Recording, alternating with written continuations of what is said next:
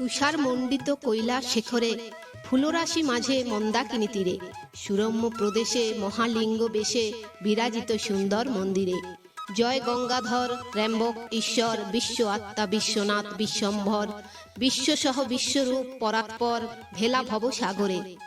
তুমি সর্বব্যাপী, তুমি সর্বেশ্বর, তুমি সর্বতত্ত্ব, তুমি সারৎসার, তুমি সর্বসাক্ষী, তুমি ওঙ্কার সেতু ভব পারে।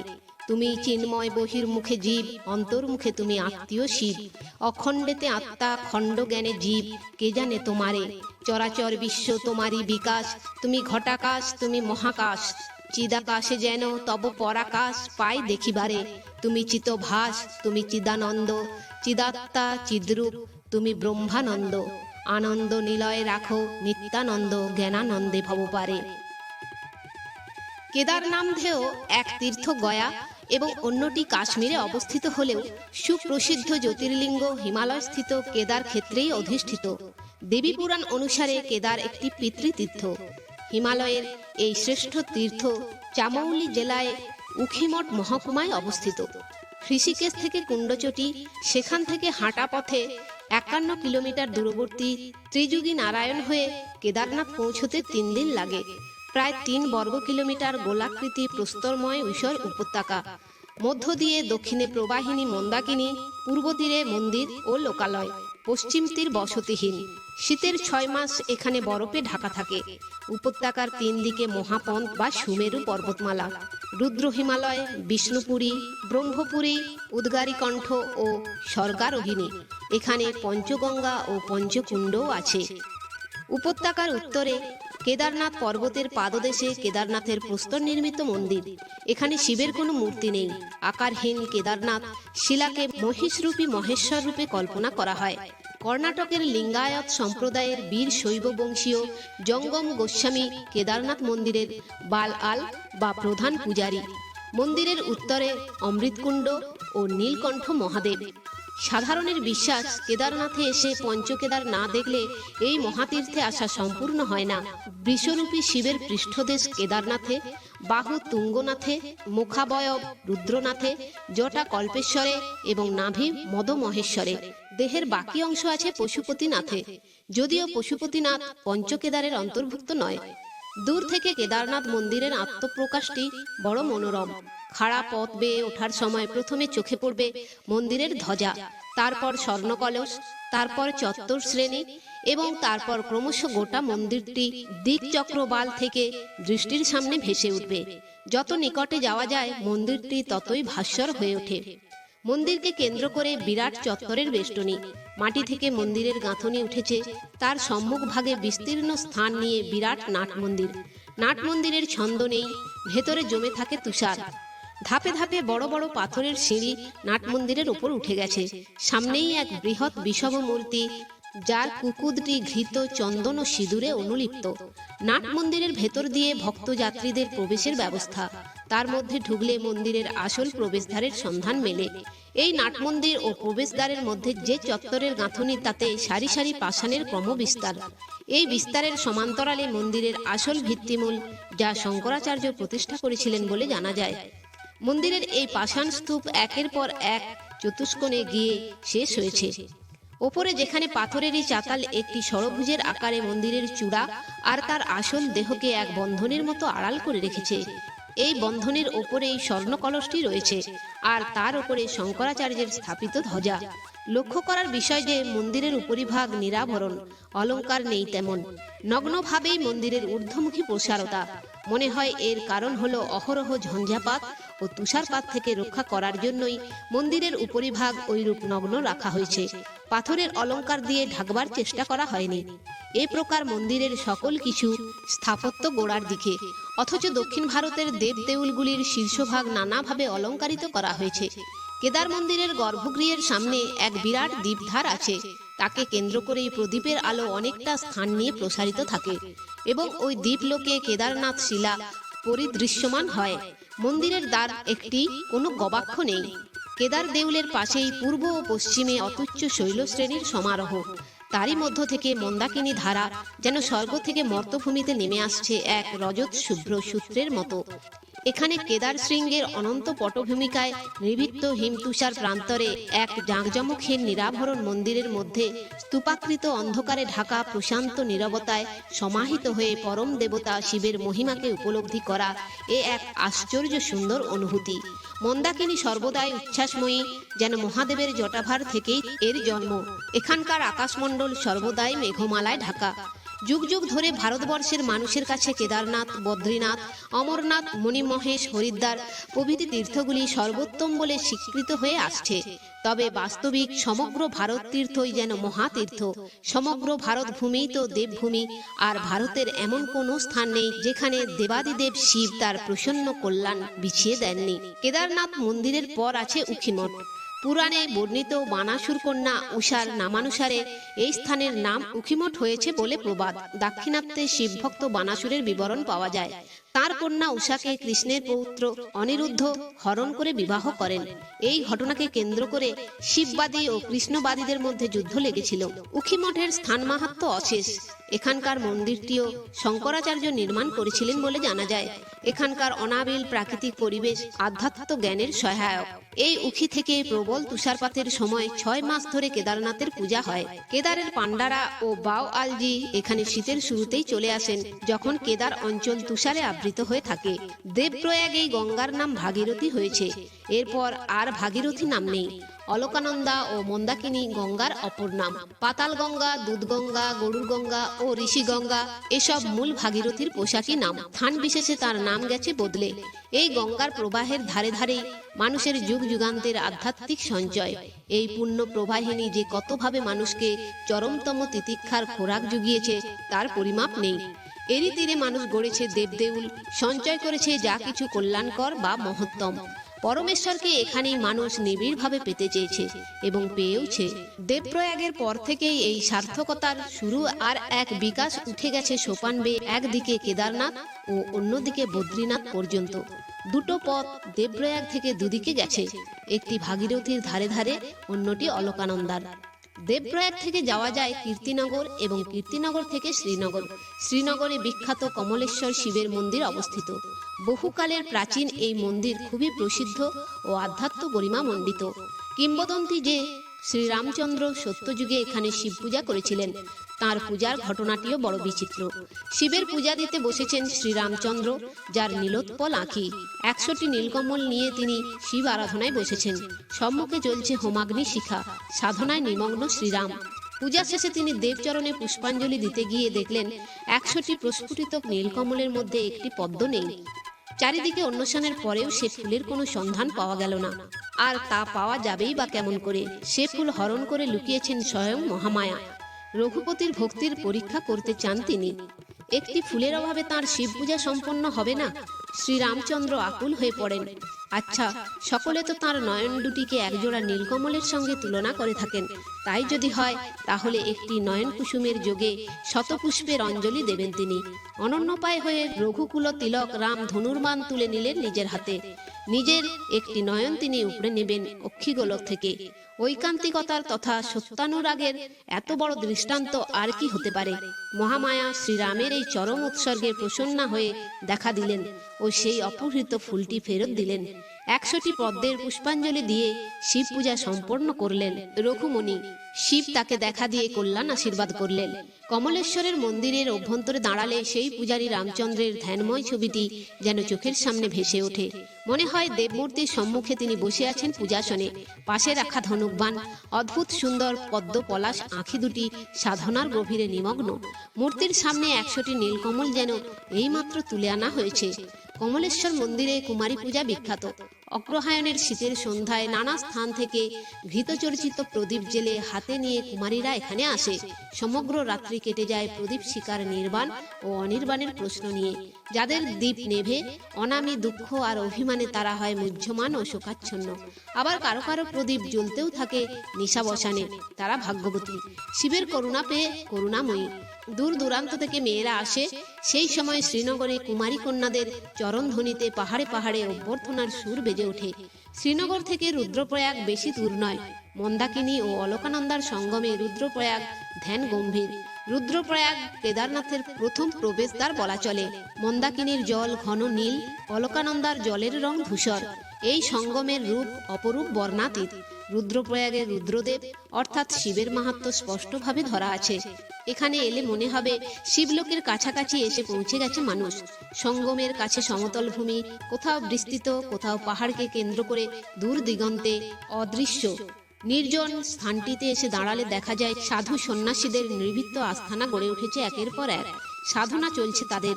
সঙ্গমের কাছটিতে এলে ক্রুদ্ধ ফণিনীর মতো দুটি ধারার ফেনিল উচ্ছ্বাস দেখা যায়। জীবনের উচ্ছ্বাসও এর সঙ্গে সুর মিলিয়ে নবজন্ম নেয়। এই উচ্ছ্বাস বা প্রাণাবেগ আর কিছু নয়, বুদ্ধির পরপারে সেই অপরিসীম সর্বমঙ্গল বিধায়ক পরম পুরুষকে প্রাণে পাওয়ার উচ্ছ্বাস ও আকুলতা। এখানেই দেবর্ষি নারদ সঙ্গীতকে চরমভাবে গ্রহণ করার সাধনায় দেবাদিদেব রুদ্রদেবের আরাধনা করেছিলেন শতবর্ষ ধরে। শিব এসেছিলেন প্রসন্ন হয়ে, আর নারদকে এখানেই সঙ্গীতের গুরুতম তথ্যটি, তার সূত্রটি দান করেছিলেন। রুদ্রনাথের মন্দির ওপর থেকে ধাপের পর ধাপ নেমে এসেছে সঙ্গমে। মধ্যে মন্দিরের ক্রমবিস্তৃতি। রুদ্রপ্রয়াগ থেকে কেদারনাথ মাত্র ৭৬ কিলোমিটার দূরে অবস্থিত। মন্দাকিনীর পাশ দিয়ে পূর্ব দিকে পাহাড়ের কোল ঘেঁষে সরু পথ চলে গেছে। যাত্রী বা পূর্ণার্থী সেই একমাত্র পথ ধরে চলে একমাত্র লক্ষ্য নিয়ে মনে। সে লক্ষ্য কেদারনাথ দর্শন। অনাদিকাল ধরে এই রহস্যময় পাষাণ লিঙ্গের টানে মানুষের এই পথ চলা। নারী পুরুষের ভেদ নেই, মানুষ চলছে সত্যানুসন্ধানের টানে, পুণ্য লাভের আশায়। রুদ্রপ্রয়াগের পর কেদারনাথের পথে পড়ে ছাতৌলি, রামপুর ও অগস্ত্য মুনির চটি। অগস্ত্য মুনি সম্পর্কে নানা কল্পকথা ছড়িয়ে আছে আমাদের পুরাণে ও ইতিহাসে। শিববাদী এই প্রতিভাবান মুনি ছিলেন সত্য সাধক, ধর্মপ্রচারক ও লোকগুরু। অগস্ত্য মুনি এই অঞ্চলে অনেক শিবলিঙ্গ স্থাপন করেছিলেন বলে জনপ্রবাদ। নির্দিষ্ট দিনে এখানে অগস্ত্য মুনির পূজা হয়। এখানে প্রচুর রুদ্রাক্ষ ও বৃক্ষ জন্মায়। রুদ্রাক্ষ হলো রুদ্রের অক্ষী, রুদ্র অক্ষ। কেদারনাথের পথে পড়ে সৌরি চটি। সৌরি পেরোলেই হঠাৎ যে নয়নাভিরাম দৃশ্য চোখে ভেসে ওঠে সে অতুলনীয়। হঠাৎ গোটা কেদার শৃঙ্গটি আত্মপ্রকাশ করে। স্বয়ম্ভু শিব সব প্রকাশ হয়ে উঠে ভক্তকে যেন কাছে ডাকেন। দূর দিগন্তের সীমারেখায় কেদারের ধূম্র পাহাড় শ্রেণীকে যারা প্রথম দেখে তারা ডুবে যায় তৃপ্তির মহাসমুদ্রে। নগাধিরাজ হিমালয়ের বিরাট ছবি চোখে ভাসে, যা অতুলনীয়। যেন এক নবতম বোধের দিগন্তে উষার আলোর আলিম্পন। এ যেন অনন্তের পটভূমিকায় জটাজুটো সমাচ্ছন্ন মহাতাপস মহেশ্বরের ধ্যান সাধনা। কিছু দূর গেলেই চন্দ্রপুরী। চন্দ্রপুরীর পাশ দিয়ে বয়ে চলেছে ক্ষুদ্রকায়া তন্দ্রা। এখানে দুটি অতি প্রাচীন মন্দির আছে, একটি চন্দ্রশেখর মহাদেবের, অন্যটি দেবী দুর্গার। জঙ্গলাকীর্ণ পাহাড়ের ওপর এই দুটি মন্দিরের মহিমা অশেষ। চন্দ্রশেখর মন্দিরের আরতি পূজা অপূর্ব বৈশিষ্ট্যময়। রক্তজবা ও শ্বেত বিল্ল দিয়ে ঘণ্টাধ্বনি সহযোগে আরতি আরম্ভ হয়। নানাবিধ উপচার অর্ঘ্য দেওয়ার পর দীপধার ও তার উজ্জ্বল আলোকে শিবলিঙ্গ দীপ্তিময় হয়ে ওঠে। নক্ষত্র খচিত আকাশের তলায় ধ্যান গম্ভীর কেদার সিংহের পটভূমিকায় এ আরাত্রিকের অন্তর্নিহিত সত্যরূপটি চরম ও সর্বাতীত। এই চন্দ্রশেখর মন্দিরে মানুষের শিবের কাছে গুপ্ত ইচ্ছা জানানোর প্রথা আছে। দেবাদিদেব শিব সে ইচ্ছা পূরণ করেন বলে মানুষের বিশ্বাস। বিশ্বাসে মিলায় সবকিছু। একটি গোটা নারকেল ছিদ্র করে সমস্ত জীবন ধরে যে সব গুপ্ত ইচ্ছাগুলিকে মনের মধ্যে পেষণ করা হয়, সেগুলি তার ভেতর ঢুকিয়ে ভগবানের কাছে নিবেদন করতে হয়। ভগবান মহেশ মানুষের ইচ্ছা পূর্ণ করেন বলে জনবিশ্বাস। এখানে শিব মন্দির ছাড়া অন্য একটি অতি প্রাচীন মন্দির আছে, অর্ধনারীশ্বর মন্দির। হর ও পার্বতীর এক মূর্তিতে প্রকাশমান। এখানেও মণিকর্ণিকা আছে, তবে ঘাট নয়, কুণ্ড। এই কুণ্ড থেকে দুটি শীর্ণধারা মন্দিরকে কেন্দ্র করে প্রবাহমান। চন্দ্রশেখর মন্দির থেকেও এই অর্ধনারীশ্বর মন্দির প্রাচীন বলে অনেকের অনুমান। পুরাণে এর বিশেষ ইতিহাস আছে। এই হলো গুপ্তকাশী, এর অশেষ মাহাত্ম্য। এরপর কেদারের পথে পড়ে মহীখণ্ড। এখানে আছে মহিষমর্দিনীর মন্দির। কতকালের যে প্রাচীন তার ইতিহাস নেই। প্রবাদ এখানে ঘোররূপা মহামায়া চণ্ডীরূপী মহিষকে শূলাঘাতে বধ করেছিলেন। সে ঘটনা শ্রী শ্রী চণ্ডী গ্রন্থে বর্ণিত আছে। এই মন্দিরের ভয়ঙ্করী দেবী মূর্তিকে দেখলে অজানিত শঙ্কায় মন ভীত হয়, শরীরে রোমাঞ্চ জাগে। স্থান মাহাত্ম্য এই কথাই মনে করিয়ে দেয় যে সম্ভবামী যুগে যুগে। পুরাকালে মহিখণ্ড দেবভূমি ছিল, আর এখানেই মহিষাসুরের অত্যাচারে ধরায় অশান্তির আগুন জ্বলার পর ঘোররূপা প্রলয়ঙ্কারী মহামায়া দুর্গতিনাশিনী দুর্গারূপে আবির্ভূত হয়ে অসহায় দেবতাদের দুশ্চিন্তা ও ভয় দূর করেছিলেন অসুর নিধন করে। কত যুগ যুগান্তর ধরে এ কাহিনী চলে আসছে, কিন্তু মহিখণ্ডের স্থান মহিমা এমনই যে এখানে এলে এক অব্যক্ত অনুভূতিতে শরীর রোমাঞ্চিত হয়ে ওঠে আজও। কেদারভূমি বললেই যে শিবভূমি বা শিবক্ষেত্র বুঝতে হবে তা নয়। এ স্বর্গরাজ্যে কালী করালিও আছেন, দশ প্রহরণ ধারিণী দুর্গাও আছেন, আর এরা ভার্যা রূপে কল্পিতা শিবের শক্তি অর্থাৎ পরমা প্রকৃতি। এছাড়া আছে নারায়ণ বিগ্রহ। সাধকরা ঈশ্বরকে যে যে ভাবে দেখে গেছেন, যে যে মূর্তিতে আরাধনা করে ভগবানকে পেয়েছেন, সেই ভাবেই তার প্রতিষ্ঠা। মহিখণ্ড বা মৈখণ্ডার মহিষাসুর মর্দিনীয় সেই প্রতিষ্ঠার এক স্বর্ণময় অধ্যায়। মৈখণ্ডা থেকে পার্বত্য গ্রাম রায়পুর হয়ে ত্রিযুগী নারায়ণ যাওয়া যায়। কেদারনাথের রাস্তা অবশ্য অন্যদিকে গেছে, খাড়াই পথ, ঘোরানো সিঁড়ির মতো পাহাড়ি পথ, পাকদণ্ডী, চতুর্দিকে পার্বত্য প্রাচীর, তার মধ্যে ত্রিযুগী নারায়ণের মন্দির। হয়তো সত্য, ত্রেতা, দাপর এই ত্রিযুগ থেকেই এই স্থানের পরিচয়। প্রবাদ হিমালয় তনয়া হৈমবতী দুর্গার সঙ্গে ত্রিনেত্র মহাদেবের পরিণয় হয়েছিল এখানেই। স্বয়ং নারায়ণ ছিলেন সে বিবাহের অগ্নিহোত্রী, যিনি সর্বমন্ত্রের সর্বময় পুরোধা। যে পুণ্য হোমাগ্নির সম্মুখে মহামিলনের শুভদৃষ্টি ঘটেছিল ত্রিযুগীর মন্দিরে, এখনো সেই হোমশিখা নিরন্তর ঊর্ধ্বমুখে জ্বলছে। মানুষের তাই বিশ্বাস, এখনো তার জ্যোতি এতটুকুও ম্লান হয়নি। অতীতে যে সাধকরা এই পুত হোমাগ্নিকে সযত্নে রক্ষা করে গেছেন, বর্তমান কালের পুরোহিত এখনো তাকে অম্লান রেখে চলেছেন। কার্তিক মাসের শুক্লপক্ষে মন্দিরের দরজা যখন বন্ধ করে দেয়া হয়, তখন এই অগ্নিকুণ্ডে মন্দির পুরোহিতরা প্রচুর কাঠ ও পরিমাণ মতো ঘি নিক্ষেপ করে দ্বার বন্ধ করে নিচে চলে আসেন। শুধু খোলা বাতাস চলাচলের জন্য একটি মাত্র প্রবেশ পথ। পুনরায় বৈশাখ জ্যৈষ্ঠ মাসে যখন মন্দির দ্বার খোলা হয়, তখন দেখা যায় অনির্বাণ জ্বলছে সেই অনাদি হোমশিখা। এমনি ভাবে বছরের পর বছর, শতাব্দীর পর শতাব্দী গড়িয়ে গেছে যুগের অনন্ততায়, কিন্তু শিব পার্বতীর বিবাহের সাক্ষী অগ্নিহোত্রী বিষ্ণুর প্রজ্বলিত হোমাগ্নি আজও অম্লান, এখনো অশেষ। মন্দিরের অভ্যন্তর তমসাবৃত, চারিদিকে প্রশস্ত পাথরের গাঁথুনি, শুধু প্রবেশ পথটি ছাড়া আর কোনো দরজা নেই। ধকধক জ্বলছে হোমাগ্নির শিখা, ছড়িয়ে আছে চারিদিকে ঘনীভূত আধার আর ধূপের, ঘিয়ের আর ফুলের গন্ধ। বুঝি এই পবিত্র হোম শিখা মানুষের কল্যাণের আলো। ওই আগুন বুঝি প্রত্যেক প্রাণীর বোধের আগুন। এরপর গৌর কুণ্ড, পথে পড়বে দুধগঙ্গা, মন্দাকিনীর ধারার সঙ্গে এর সঙ্গম। ত্রিযুগী থেকে সোমধারা, সোমধারা থেকে গৌরীকুণ্ড। এখানে আকাশ সদা তমিস্যায় ভরা, তুষার রাজ্য, সূর্য জ্যোতিহীন। গৌরীকুণ্ডের পথে মুন্ডহীন বৈনায়কের মন্দির। গভীর নিশ্ছিদ্র অরণ্যে এটি অবস্থিত, জীর্ণ ও ভগ্ন, কেবল ইতিহাসের সাক্ষী হয়ে দাঁড়িয়ে আছে। গৌরীকুণ্ডে গৌরীদেবীর মন্দির। এখানে কুণ্ড আছে দুটি, তার মধ্যে একটির জল উষ্ণ, সর্বদা বাষ্পসহ মৃত্তিকা বক্ষ বিদীর্ণ করে হলুদ রঙের জল ধকধক করে নির্গত হচ্ছে। প্রবাদ এখানে উমার গায়ে হলুদ হয়েছিল, সে কারণে কুণ্ডের জল হলুদ বর্ণ। উমা এখানে শিবলাভের জন্য তপস্যা করেছিলেন। তুষার গলিত মন্দাকিনীর হিমশীতল প্রবাহে চরণযুগল নিমজ্জিত করে মেনকার আদরের কন্যা উমার যুগান্তরব্যাপী তপশ্চর্যা পরম পুরুষ শিবকে প্রতিরূপে পাবার জন্য। পার্বতী শেষ পর্যন্ত সাধনায় সিদ্ধা হয়েছিলেন, তার আকাঙ্ক্ষা পূর্ণ হয়েছিল। শিব দেখা দিয়ে বলেছিলেন, আমি তোমার তপস্যায় খুশি, তোমার মনোবাঞ্ছা পূর্ণ করার জন্য আমার মনস্কামও সিদ্ধ হলো। শিবের পঞ্চমুখের কল্পনার একটি সম্ভাব্য কারণ হয়তো পঞ্চকেদারের অস্তিত্ব, যা পৃথকভাবে এখানে বর্ণনা করা হয়েছে। পূর্বে উল্লেখ করা হয়েছে যে প্রচণ্ড শীত পড়লে উখিমঠের মন্দিরে কেদারনাথের পূজারতি স্থানান্তরিত হয়। যে ঘরে কেদারনাথের উদ্দেশ্যে পুজো দেয়া হয়, সেখানে এক শিবলিঙ্গ প্রতিষ্ঠিত আছেন, যার পঞ্চমুখ। শিবের পঞ্চমুখের কল্পনার হয়তো প্রথম নিদর্শন। জগৎগুরু আদি শঙ্করাচার্য একই সময়ের মধ্যে একদিকে কেদার, তারপর উখিমঠ, তারপর জ্যোতির্মঠ, আর একদিকে বদরী বিশালের মন্দির স্থাপনা করেছিলেন। পঞ্চকেদার থেকে পঞ্চানন শিবের কল্পনা করা হয়ে থাকতে পারে। শিবের পঞ্চমুখ সম্পর্কে ইতিপূর্বেই আলোচনা করা হয়েছে। এখন পঞ্চকেদারের বর্ণনায় দেখা যাক তার সম্ভাব্যতা। সমগ্র কেদারনাথকে 5টি ভাগে ভাগ করে নেওয়া হয়েছে, আর এর অদ্ভুত বর্ণনা তথা ইতিহাস ধরা আছে পদ্মপুরাণে। আসল কেদারনাথ হলেন প্রথম কেদার, যার বিস্তারিত কথা পূর্বেই বলা হয়েছে। দ্বিতীয় কেদার হলেন মধ্য মহেশ্বর, তৃতীয় কেদার বলা হয় তুঙ্গনাথকে, চতুর্থ কেদার হলেন রুদ্রনাথ এবং পঞ্চম কেদার হলেন কল্পেশ্বর। মহাভারতের ঘটনা। একবার কি কারণে মধ্যম পাণ্ডব ভীমসেন ক্রোধে দিগ্বিদিক জ্ঞানশূন্য হয়ে শিবরূপী মহিষকে কাঁধের ওপর তুলে চারিদিকে বনবন করে ঘোরাতে লাগলেন। আর সে ঘূর্ণন সংঘটন তো আর যে সে লোকের কীর্তি নয়, স্বয়ং বৃকদর ভীমসেনের। কাজেই মহিষ আর অক্ষত থাকে কি করে? খণ্ড বিখণ্ড হয়ে দেহটি তার চারিদিকে ছড়িয়ে পড়ে, আর তার কিছু কিছু অংশ পতিত হলো পঞ্চকেদারের 5 জায়গায়। সৃষ্টি হলো পঞ্চকেদারের: কেদারেশ্বর, মধ্যমহেশ্বর, তুঙ্গনাথ, রুদ্রনাথ ও কল্পেশ্বর। তৃতীয় কেদার তুঙ্গনাথের মন্দির কেদারনাথের থেকে প্রায় 1000 ফুট উঁচু। তবু এখানে কার্তিকের আগে তুষারপাত নেই। কার্তিক মাসের শেষাশেষি সমগ্র অঞ্চলটি তুষারে ঢাকা পড়ে যায়।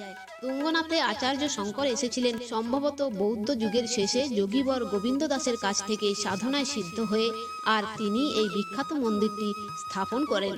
তুঙ্গনাথের স্থান মাহাত্ম্যের তুলনা নেই। এখানে সর্বদা চতুর্দিক জুড়ে অখণ্ড নৈশব্দ বিচরণ করে। মানুষের প্রাণে সে নৈশব্দ অনাদি সত্যের প্রথম বাণীটি পৌঁছে দেয়। তুঙ্গনাথের মন্দিরের গঠনের সঙ্গে ত্রিযুগী নারায়ণের মন্দিরের সাদৃশ্য দেখা যায়। প্রভেদের মধ্যে কেবল তুঙ্গনাথের মন্দিরের প্রবেশদ্বারটি ত্রিযুগী নারায়ণ মন্দিরের চেয়ে অনেক ছোট। আর একটি মন্দির আছে, গোপেশ্বর মন্দির। গোপেশ্বর মন্দির অতি প্রাচীন। অনেকের মতে কেদারবদ্রীর মন্দিরের চেয়েও এই মন্দিরের প্রাচীনতা বেশি। মন্দিরের গোটা কাঠামোতে একটি যুগের চিহ্ন আঁকা আছে। মন্দিরের সম্মুখে ইতিহাস প্রসিদ্ধ ত্রিশূলটি প্রথিত। মন্দিরের যতটা উচ্চতা, ত্রিশূলটির উচ্চতা তার চেয়েও বেশি। ত্রিশূলটি অষ্টধাতু দ্বারা নির্মিত। প্রবাদ আছে যে এই অতিকায় ত্রিশূলটি স্বয়ং দেবাদিদেব মহাদেবের হস্তধৃত আয়ুধ, যেটি পরবর্তীকালে যমদগ্নিপুত্র পরশুরামের হস্তাগত হয়েছিল। ত্রিশূলের মূল দণ্ডটি ক্ষুদ্র, কিন্তু 3টি ফলা যেন আকাশ স্পর্শ করেছে। এই ত্রিশূল গোপেশ্বরের এক বিরাট সম্পদ তথা স্থান মাহাত্ম্যের মূল কাঠামো। এটি যে সাধারণ কোনো মানুষের ব্যবহারের জন্য ছিল না, সেটি ছিল অসাধারণ কোনো মানুষ বা অতিমানুষের কারো, তা অনায়াসেই বোঝা যায়। গোপেশ্বর মন্দিরটি দীর্ণ। অলকানন্দার তীরে পাণ্ডুকেশ্বর তীর্থটিও তীর্থ মহিমা মণ্ডিত। এখানে ভূর্জ গাছের অসংখ্য বন, অসংখ্য ডালপালা, আর তাতে লক্ষ লক্ষ পাতার বাহার। প্রবাদ আছে যে পঞ্চপাণ্ডবের জন্ম হয়েছিল এখানে, এবং এখানেই মহাভারত বর্ণিত মাদ্রী সহমৃতা হয়েছিলেন। মৈথুনাসক্ত কিন্নর মিথুনের প্রতি সরক্ষেপ করায় পাণ্ডু রাজা এখানে শাপগ্রস্ত হয়েছিলেন, যার ফলে তাঁর জীবনে নেমে এসেছিল চরম দুর্যোগের ছায়া। বর্তমানে যে শিব দেউলটি দৃষ্টিগোচর হয় তার নাম যোগবদ্রী, এবং প্রবাদ এই মন্দির ও লিঙ্গ মূর্তি রাজা পাণ্ডুই স্থাপন করেছিলেন। মন্দিরটি অতি সুন্দর, দেখলে চোখ জুড়োয়, মন চলে যায় মহাভারতের পাতায় পাতায়। শিব বিগ্রহ ছাড়াও মন্দিরে বিষ্ণু ও বাসুদেবের 8টি ভঙ্গির মূর্তি আছে। পূর্বে এখানে প্রাচীন তাম্রলিপির সম্পদ ছিল, সেগুলি বদরিকায় স্থানান্তরিত করা হয়েছে। তো বন্ধুরা, আজ এই পর্যন্তই। ভিডিওটি যদি ভালো লেগে থাকে তাহলে লাইক, কমেন্ট, শেয়ার করে আপনার প্রিয় মানুষদেরও দেখার সুযোগ করে দেবেন, এবং এই ধরনের ভিডিও আরও দেখার জন্য চ্যানেলটি সাবস্ক্রাইব করে পাশে থাকা বেল আইকনটি প্রেস করে দেবেন পরবর্তী ভিডিও নোটিফিকেশন পাওয়ার জন্য। সবাই ভালো থাকবেন, সুস্থ থাকবেন, আনন্দে থাকবেন।